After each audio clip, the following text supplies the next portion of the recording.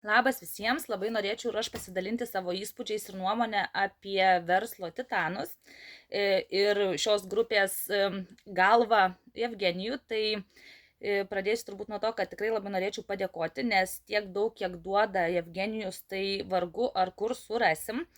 Kitas dalykas, verslo titanų grupė, mano nuomonė, tai yra ne tik eilinė Facebook'o grupė, o jau kaip ir tokia šeima, nes ten tikrai visą laiką verda kažkokios diskusijos, vieni kitiems patarė, pasidalina mintimis, na, ten tikrai galima rasti irgi labai daug naudingos informacijos, jau nešneku apie tai, kiek Jevgenijus jos įkelia.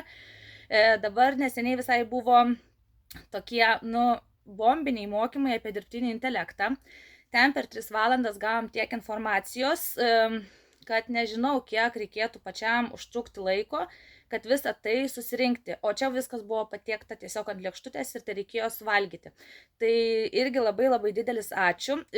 Šis video gal daugiau skirtas yra ne senbuviams, nes senbuviai ir taip puikiai žino, kaip mes čia gerai gyvenam ir kiek mums daug duoda Jevgenijus, bet naujokams, kurie galbūt nori, bet nedrįsta, kažkas tai gal laiko, abejonės kažkokios, tai galiu drąsiai pasakyti, neabejokit, ateikit į verslo titanus ir tikrai gausite tiek informacijos, tiek žinių, kad apsisuks galva.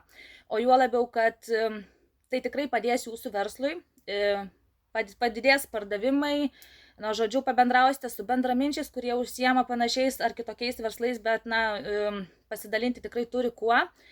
Tai vien pliusai, labai linkiu neabejoti ir nedvejoti ir ateiti į šią grupę, į šią šeimą prisijungti.